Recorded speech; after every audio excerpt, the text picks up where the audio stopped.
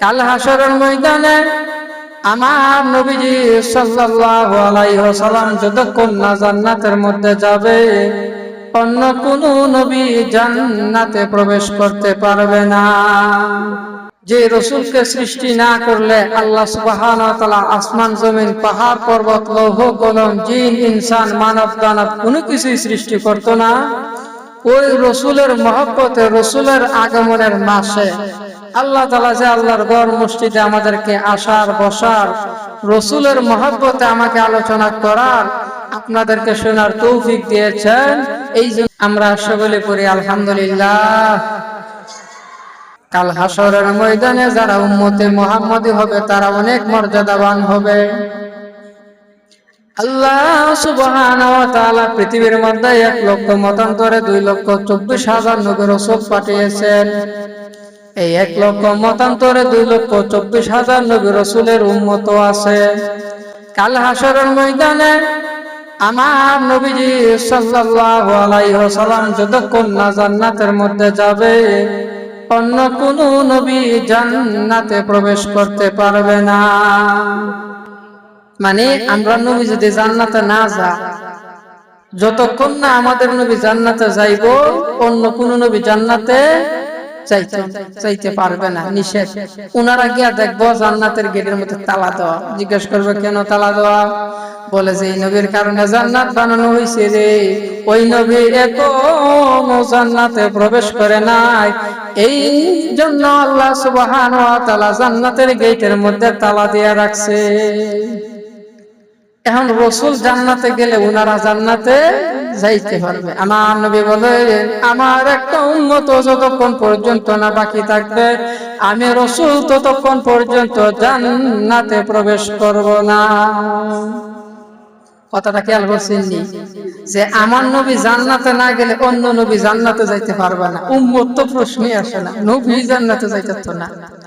আবার নবী বলতেছে যতক্ষণ না আমার সব উম্মত জান্নাতে গেছে, আমি নবী ততক্ষণ জান্নাতে যাইব না। নবী উম্মতের সাথে লিয়ে জান্নাতে যাইব। তার মানে আমরা যতক্ষণ না জান্নাতে গেছি, অন্যান্য নবীরাও যাইতে পারবে না। আল্লাহ তাআলা কি মর্যাদা আমাদেরকে দিয়েছে, জোরে বলুন সুবহানাল্লাহ। যেই নবীর কারণে আমরা এত মর্যাদাবান হইছি, ওই রাসূলের আগমনের মাস। এবার আপনারা সবাই বলেন ওই নবীজির নাম কি? যে তোমার নবীর নাম কি? তখন কি হইবা? সুন্দর করে হইবা হযরত মুহাম্মদ সাল্লাল্লাহু আলাইহি ওয়াসাল্লাম। এইভাবে যদি নামটা বলতে পারে তাহলে আল্লাহ খুশি গেছে না? আল্লাহ খুশি হনি? আরো জোরে বলেন খুশি হনি? কেমন খুশি হতে হয়? আল্লাহ একজন নবী ছিল, নাম হচ্ছে হযরতে মূসা কালিমুল্লাহ। নাম শুনছেন নি আপনারা? মূসা নবীরে চিনেন না এরকম কোন মানুষ আছে? ও আজ করলে মূসা নবীর কথা আসে। আসলে আল্লাহ তাআলাই কোরআনের মধ্যে সবচেয়ে বেশি যেই নবীর নাম কিছুক্ষণ পরে নিছে, কিছুক্ষণ পরে যেই নবীর নাম কোরআনের মধ্যে পাওয়া যায়, এটা হচ্ছে মূসা নবীর কথা আর ফেরাউনের কথা। এত বেশি আল্লাহ তাআলা মূসা নবীর নাম কোরআন শরীফের মধ্যে নিয়েছে। আল্লাহর নবী হযরত মূসা আলাইহিস সালামের উম্মত ছিল এক ব্যক্তি যে 200 বছর আল্লাহর নাফরমানি করছে। কয়শো বছর? নাফরমানি কিটা বুঝেননি? নাফরমানি হচ্ছে যে আল্লাহ তাআলা যেই বিধান দিয়েছে, যেমন আমাদেরকে দিয়েছে কোরআন শরীফ, আমাদেরকে কি দিয়েছে? কোরআন শরীফ। আল্লাহ বলছে এই কাজগুলা করো, এই কাজগুলা কইরো না। এখন আমরা যদি আল্লাহ যেগুলা করার কথা বলছে এগুলা না করি, আর যেগুলা করতে নিষেধ করছে ওইগুলা যদি করি, তখন সেটা হবে নাফরমানি। তখন সেটা কি হবে? তো মূসা নবীরে আল্লাহ তাআলা তাওরাত দিছিল। তাওরাত এত বড় কিতাব, এটা নিতে গেলে উট লাগতো, তাও একটা দুইটা না, অনেকগুলা উট লাগতো। তো চিন্তা করে দেখেন তাওরাত কিতাব কত বড়। আল্লাহর নবী হযরত মূসা আলাইহিস সালামকে আল্লাহ তাআলা তাওরাত কিতাব দিয়েছেন। আল্লাহর নবী মূসা আলাইহিস সালামের এক উম্মত যার 200 বছর হয়ে গেছে, সে শুধু নাফরমানি করছে। ওই ব্যক্তি যখন মারা গেছে, উনার প্রতিবেশী যারা আছে লোকেরা বলতেছে এই লোকটার মতো খারাপ মানুষ আমাদের সমাজে আর একটা নাই। এবারে যখন মারা গেছে সবাই শুধু তার বদনাম করতেছে। কি বদনাম? আসলে সত্য কথাই বলতেছে। লোকেরা বলতেছে, ওগো মুসা নবী, আমাদের সমাজের মধ্যে কোন ব্যক্তি যদি মারা যায় আমরা তার সুন্দর কইরা গোসল করাই, কাফন পরাই। আপনি মুসা নবী উম্মতের জানাজা করেন, আমরা সুন্দর করে দাফন কাফন করে। তবে আমরা ওই ব্যক্তির ব্যাপারে একতে রায় দিতেছি, যেহেতু ওই লোকটা ভালো না, আমরা কেহ তার জানাজা করব না। কাফন দাফনের তো প্রশ্ন আসে না। তাইলে তোমরা কি করতে চাও? লোকেরা বলে, গো আল্লাহর নবী মুসা আলাইহিস সালাম, ওই ব্যক্তি যেহেতু আল্লাহ তাআলার নাফরমানি করছে, আমরা ওই ব্যক্তিকে আল্লাহর জমিনে দাফন করব না। একটা কুকুর বিড়াল যেমনি ভাবে মারা গেলে আমরা খাল বিলের মধ্যে ফেলে দেই, ওই লোকটার দেহ তারও আমরা খাল বিলের মধ্যে ফেলে দিব। জোরে বলেন নাউজুবিল্লাহ। সবাই সিদ্ধান্ত নিছে, এই লোকটা যেহেতু আল্লাহর ইবাদত করে নাই, এই লোকটা যেহেতু মুসা নবীর শরীয়ত অনুযায়ী জীবন যাপন করে নাই, ওই লোকটাকে আমরা আমাদের সমাজের গুরুস্থানে কবরস্থানে দাফন করব না। সবাই একত্র হইছে, একত্র হইয়া ওই লাশটা তুইলা এক খালের মধ্যে নিয়ে নোংরা জায়গায় ফেলাই দিছে। কোথায় ফেলাইছে? নোংরা জায়গায় ফেলাইছে। মুসা নবী তুর পাহাড়ে গিয়ে আল্লাহর সাথে কথা বলতো। কোন পাহাড়ে গিয়ে? এই তুর পাহাড়টা এখনো আছে, বিশাল পাহাড়। আল্লাহ তাআলা যেন এই পাহাড়টা আমাদেরকে সরাসরি দেখার তৌফিক দান করে, সেগুলো বলে আমিন। তো মুসা নবী যখন আল্লাহ তাআলার কাছে গেছে তুর পাহাড়ে কথা বলার জন্য, আমার আল্লাহ সুবহানাহু ওয়া তাআলা কথা বলে না। মুসা নবী জিজ্ঞেস করে, মাবুদ আমি কি করলাম, তুমি কি আমার উপর রাগান্বিত? আমার আল্লাহ বলেন, হে মুসা নবী, তুমি এবং তোমার উম্মতেরা আজকে যে কাজটা করেছো, আমি আল্লাহ তাআলা সেই কাজটা পছন্দ হয় না। যে তোমরা আজকে যে কাজটা করছো, এই কাজটা আমি আল্লাহ তাআলা পছন্দ। আল্লাহ কি করছি? আসলে তো ওনারা ভুল কোনো কাজ করে নাই। সাহাবী জিজ্ঞেস করে, আল্লাহ আমরা এখন কি করব? আমার আল্লাহ বলেন, তোমরা যে লোকটার লাশ নর্দমায় ফেলে দিয়েছো, ওই লাশটা তুলে নিয়ে আসো, সুন্দর করে গোসল করাও, সুন্দর করে কাফন পরাও, জানাজা কইরা উত্তম মাটিতে তারে দাফন করে দাও।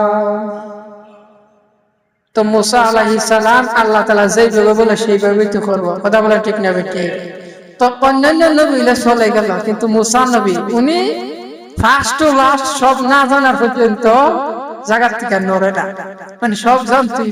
অন্য নবীরা চলে গেল, যে আল্লাহ যেহেতু বলছে লোকটার লাশ তুলতাম, তুইলা সুন্দর করে গোসল দিয়া কাফন পরাইয়া তারা দাফন করে লাই। কিন্তু মুসা আলাইহিস সালাম আল্লাহর সাথে কথা বলতো, উনি বলে আগে বুঝা লই। হ্যাঁ, আমার উম্মতরা তো গেলে জিজ্ঞেস করবো, ও মুসা নবী, আপনি জানেন না লোকটা যে খারাপ কাজ করছে সমাজের মধ্যে?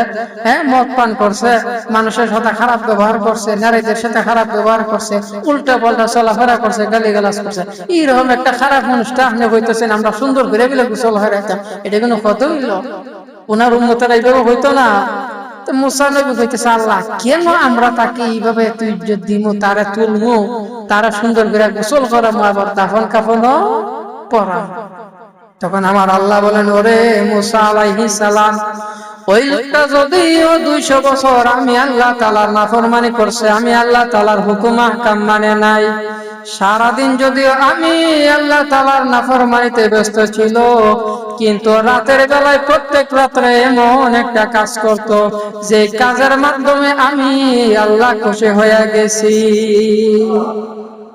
আরো জোরে বলেন আল্লাহু আকবার। যে সে রাতের বেলা এমন একটা কাজ করতো, যদিও দিনের বেলা খারাপ কাজ করতো, কিন্তু রাতের বেলা এমন একটা ভালো কাজ করতো, যে কাজের কারণে আমি আল্লাহ তাআলা তার উপর খুশি হয়ে গেছি। আর আমরা হইলাম উল্টা, দিনের বেলা মানুষের সামনে ভালো কাজ দেখায়া রাতের বেলা হলো সুরে বলেন না।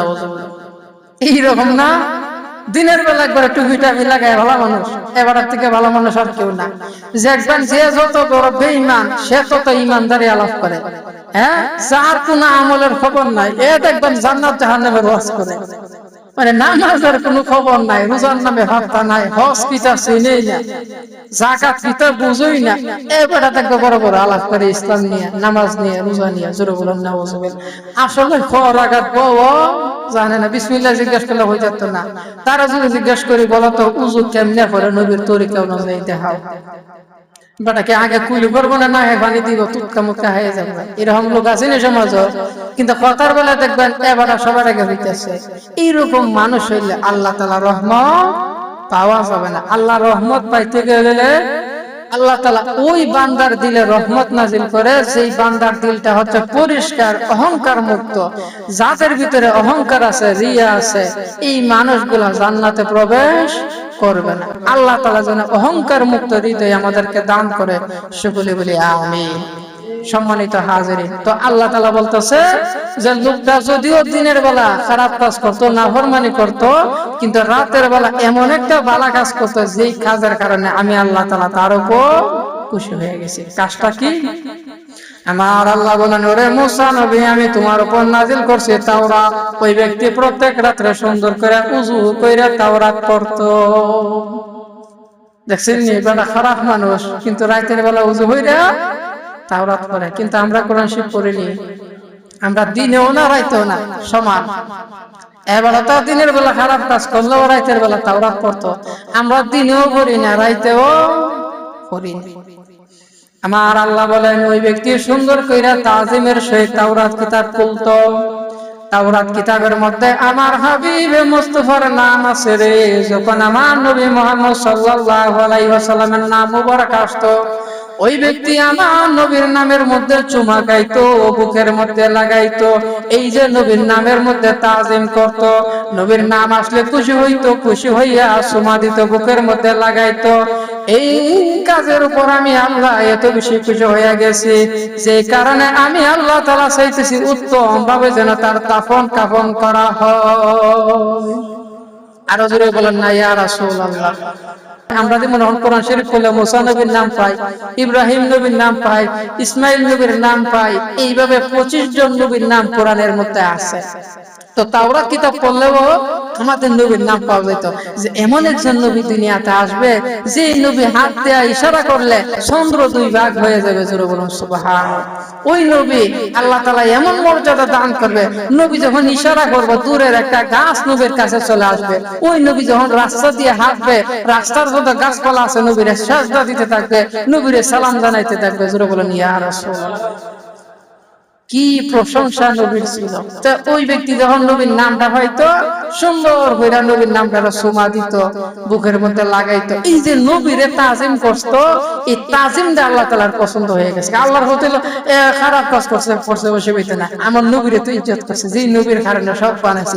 নবীরে যেহেতু চিনছে আর কোন সমস্যা।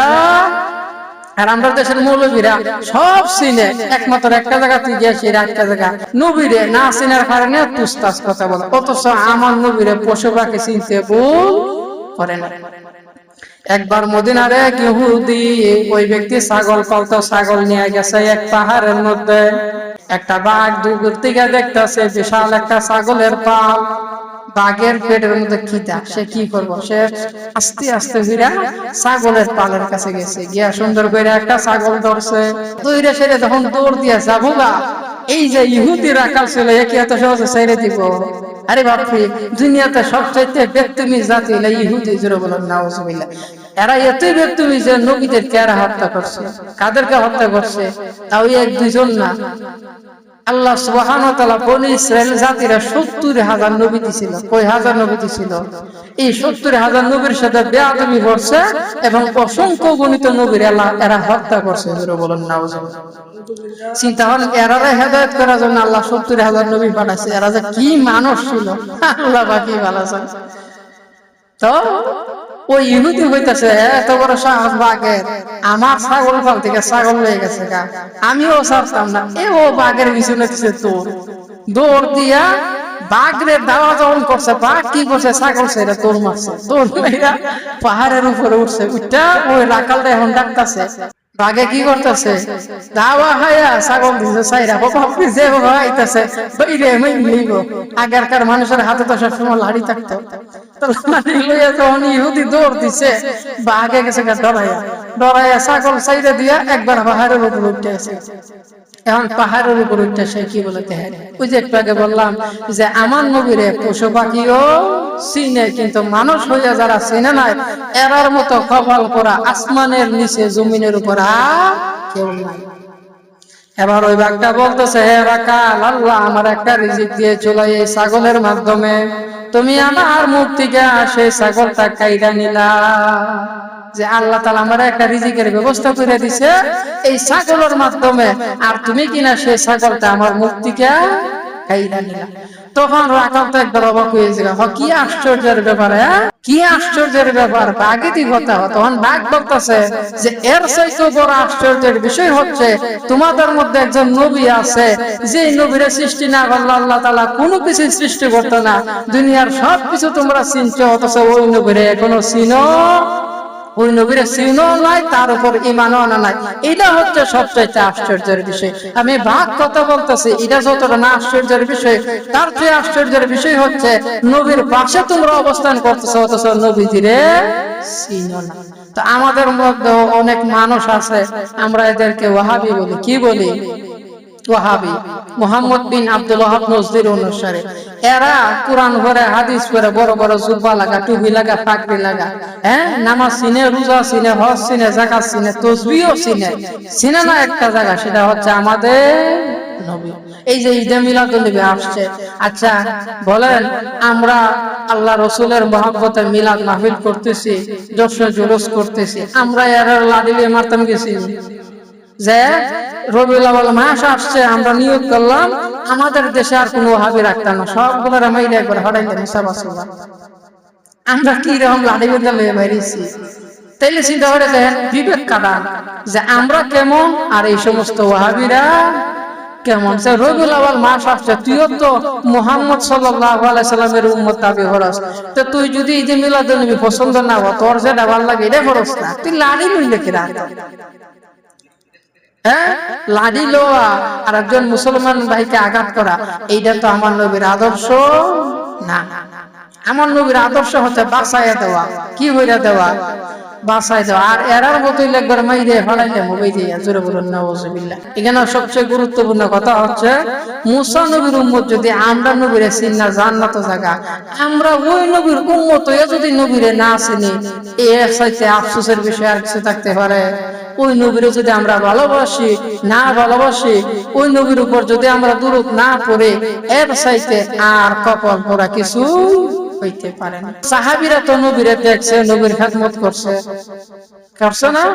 নবীর সাথে এক জায়গা থেকে আরেক জায়গায় গেছে। এখন আমরা তো নবীরে পাইছি না, আমরা 1400 বছর পরের মুসলমান, আমরা নবীরে কেমনে ভালোবাসবো? আমরাও ভালোবাসার উপায় আল্লাহ তাআলা দুনিয়াতে রাখছে, কিন্তু ওই জিনিসটা আমাদের মনের মধ্যে আনতে হবে যে আমার নবী হচ্ছে মুহাম্মদ সাল্লাল্লাহু আলাইহি ওয়াসাল্লাম, আমার কাজ হচ্ছে আমার নবীরে খুশি করা, আমার কাজ হচ্ছে আমার নবীরে ভালোবাসা, আমার কাজ হচ্ছে আমার নবীর উপর দুরূদ পড়া।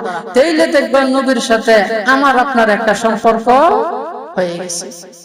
যেমন সম্পর্ক হয়েছিল একটা মাযহাব আছে, নাম হচ্ছে মালিকি মাযহাব।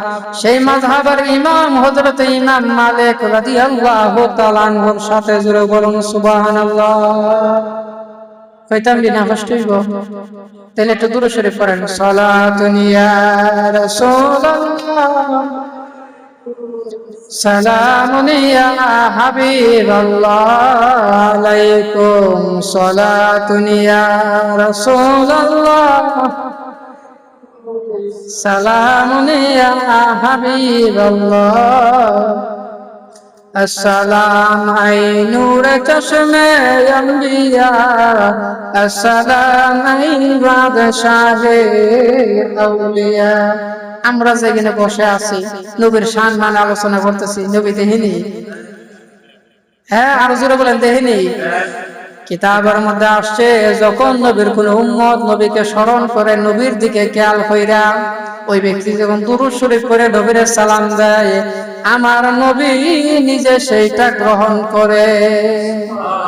নবী বলেন, যে আমার উপর দুরূদ শরীফ পড়ে, আমি শুধু তারা চিনি না, তার বাপ দাদা, তার পূর্বপুরুষকেও আমি নবী চিনি।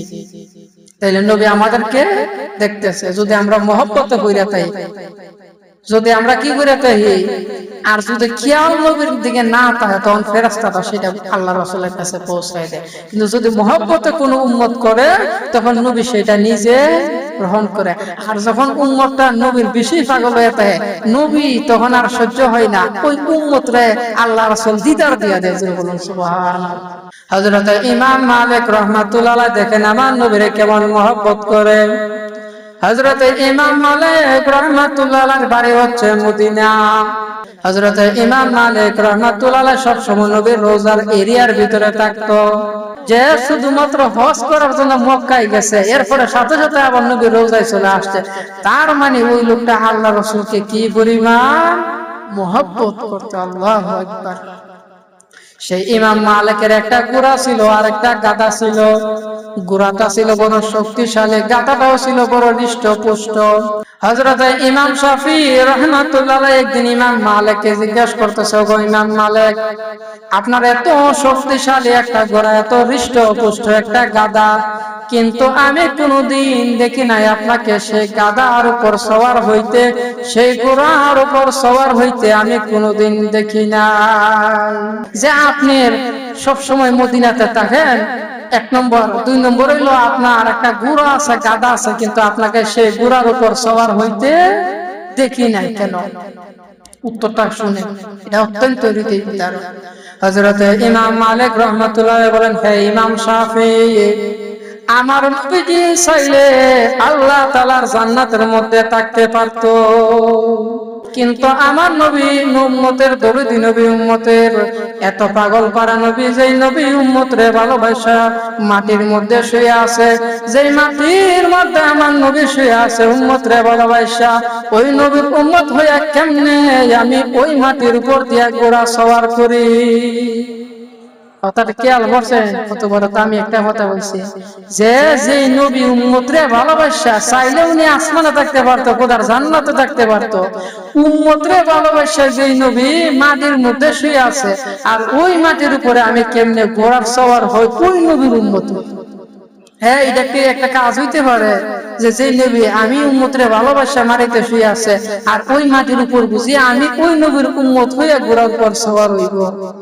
ইমাম শাফি রহমতুল্লাহ, ইমাম মালিক দুজনই কান্না শুরু করে দিচ্ছে। তো সুবহানাল্লাহ, হুজুর আপনি আমার নবীরে কতটা ভালো বাসেন। আর এখন ওয়াহাবিরা কি কইতাম, নাউজুবিল্লাহ মিন যালিক, এরা জুতা মুতা লই দৌড়ে, যে বলেন এটা রাসূলের রোজা, যে হানের মাটি আমরা কি কই, হ্যাঁ আশিকি সাহেব কি কথাটা বলছে যে মদিনার দুলাবালের সুরমা বানায়া কি তাজিম করছে দুলাবালরে, আর এরা এই ওয়াহাবির বাচ্চারা কি করে সেই মাটির উপরে জুতা মুতা দিয়া দৌড়ানি শুরু করে দিয়েছিল। বলেন নাউজুবিল্লাহ।